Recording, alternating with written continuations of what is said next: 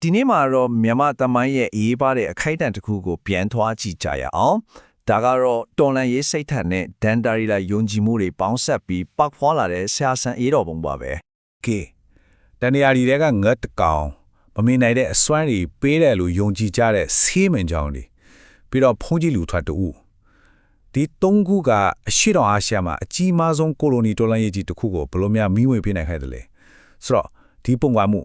တန်ရာဒီစမ်းတဲ့ယူကြည်မှုတွေနဲ့တမိုင်းကိုဘသူကဘလို့ရေးသားတယ်လဲဆိုတော့တိုက်ပွဲကြောင့်အတူတူလေ့လာကြည့်ကြအောင်ကိုရီးယား30ဒီဇင်ဘာလမြန်မာတောင်တို့လည်းသမားထောင်ပေါင်းများစွာဟာဒီပုံထဲမှာမြင်နေရတဲ့အဆောင်တွေစဲမင်ကြောင်ကိရိယာတွေလိုမျိုးအရာတွေကိုအားကိုးပြီးအင်အားကြီးမားတဲ့ British Empire ကိုရင်ဆိုင်ဖို့ထကြွခဲ့ကြပါတယ်။ဒါပေမဲ့ဒီအောင်ကြွမှုကြီးဘလို့ဖြစ်ပေါ်လာတယ်လဲဆိုတာကိုနားလည်ဖို့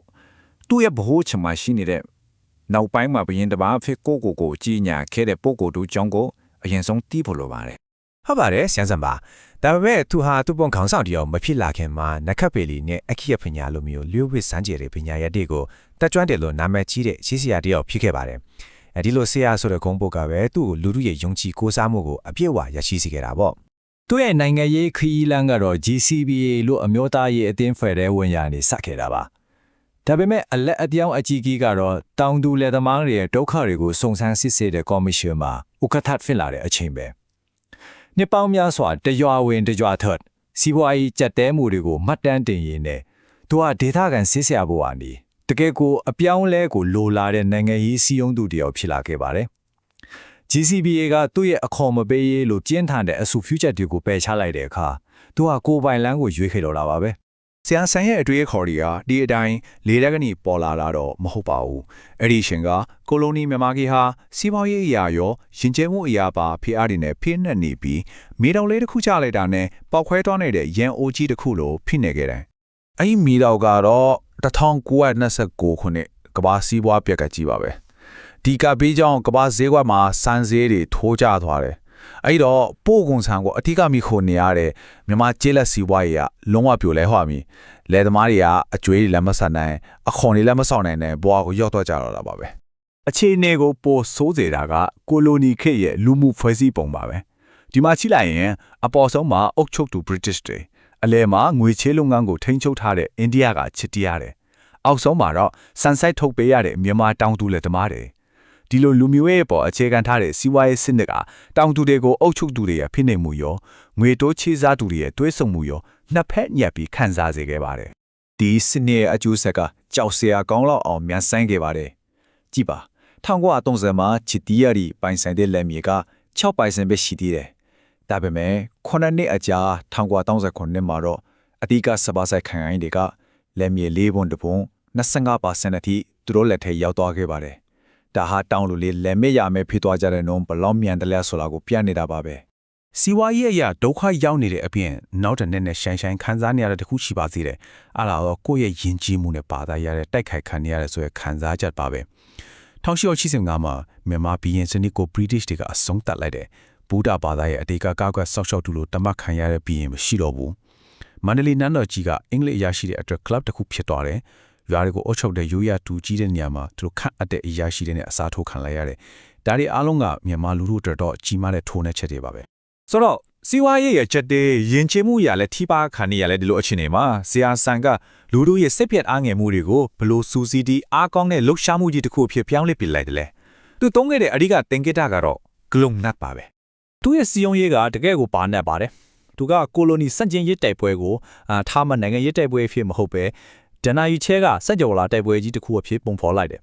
British တွေကိုမီကြီးပေါ်ကတတ်တော်နဂါအဖြစ်တရုပ်ဖော်ပြီးမြန်မာရဲ့မျိုးလင်းချက်ကိုတော့ကောင်းကင်ဘုံကနဂါရဲ့ထာဝရရန်သူဖြစ်တဲ့ကလုံအဖြစ်ကိုစားပြုလိုက်ပါတယ်။တနာရီထဲကကလုံကနဂါကိုအမြဲနိုင်တယ်လေ။ဒီယုံကြည်ချက်ကပဲတောင်သူတွေကိုမျိုးလင်းချက်နဲ့မျက်ဖြစ်နိုင်ဖို့ထင်တဲ့ရဲစွမ်းတတိတွေပေးခဲ့တာပါ။ဒီတင်ကေတာကိုခြေခံပြီးသူကစစ်တပ်တရက်ကိုတိစောက်ခဲ့တယ်။ပထမဆုံးသူကိုယ်တိုင်ကိုလံဘီယန်အဖက်ပိတ်သိက်ခံပြီးနိုင်မျိုးတော်တစ်ခုကိုတီထောင်တယ်။ပြီးတော့သူ့နောက်လိုက်တွေကိုကလွန်ပုံစင်းမဲ့အကြောင်းတွေထိုးပြီးကြည်မဝင်ဘူးဆိုတဲ့ယုံကြည်ချက်နဲ့သစ္စာဆိုခိုင်းတယ်။နောက်ဆုံးမှာတော့ကိုလိုနီဆိုရနဲ့အပြိုင်ကလွန်အသင်းဆိုပြီးဖွဲ့စည်းခဲ့တယ်။ဒီလိုရိုးရဒါလိနဲ့ခိတ်သိက်ဖွဲ့စည်းပုံကိုပေါင်းစပ်ပြီးအင်အားကြီးမားတဲ့အခြေခံလူဒန်းစားတမလော်ကြီးတစ်ခုကိုဖန်တီးခဲ့တာပါပဲ။ရေးတော်ပုံကခရိုင်12ခုအထိကိုမီးလိုပြန့်နှံ့တော်ခဲ့ပါတယ်။ဒါပေမဲ့ British Empire ကလည်း လက်ပိုက်ကြည့်မနေခဲ့ဘူးသူတို့ကစစ်မျက်နှာနှစ်ခုဖွင့်တိုက်ခဲ့တယ်တစ်ခုကစစ်အင်အားနဲ့နေနေတာနောက်တစ်ခုက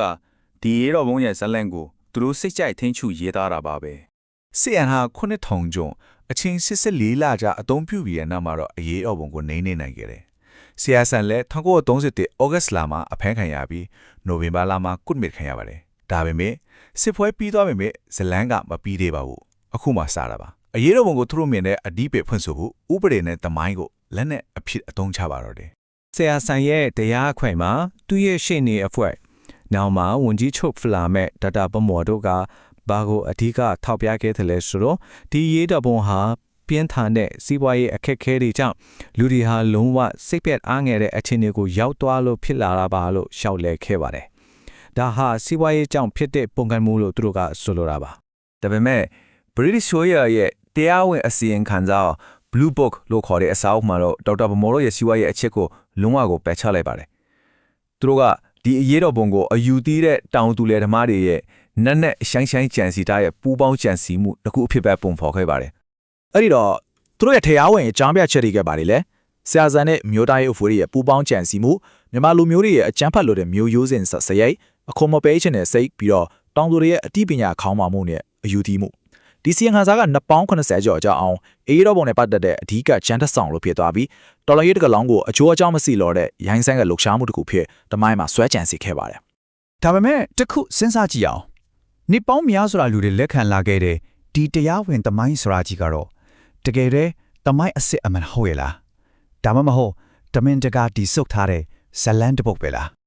အခုနောက်ပိုင်းခေတ်သစ်သမိုင်းပညာရှင်တွေကအဲ့ဒီအချက်ကိုပဲထောက်ပြလာကြပါတယ်သူတို့ရဲ့ယူတိက Blue Book ထဲကဇလန်ဟာသမိုင်းကိုသမိုင်းလို့ရေးခဲ့တာမဟုတ်ပဲပုံကမှုနေနေရဲ့ဥပဒေရဲ့ဘောင်ထဲကနေတိဆောက်ခဲ့တာဖြစ်တယ်ဆိုတာပါပဲဆိုလိုလာကတော့ဒါဟာသမိုင်းမဟုတ်ဘူးဥပဒေဆိုင်ရာတိုက်ခိုက်မှုတစ်ခုရဲ့ရလဒ်တာဖြစ်တယ်လို့ဆိုပါတယ် ဒီတရားဝင်ဇက်လန်ဘလို့ဖြစ်လာတယ်လဲဆိုတာကိုကြည့်လိုက်ရင်ပိုရှင်းသွားပါလိမ့်မယ်သူတို့ကအထူးခုံရုံးတွေကတရားလိုပဲတက်တည်ထွက်ဆိုချက်တွေကိုပဲအထီးကသုံးခဲ့တယ်တရားခံဘက်ကခုခံလျှောက်လဲခဲ့တဲ့ကိုအစီရင်ခံစာထဲမှာထက်ကုန်မရေးခဲ့ဘူးပြီးတော့ဟိုတက်စာဒီတက်စာဖြစ်နေတဲ့ကျေးလက်အောင်ကျွမ်းမှုတွေကိုကြီးမားတဲ့ပူးပေါင်းကြံစည်မှုကြီးတစ်ခုတည်းဖြစ်ပုံသွင်းလိုက်တယ်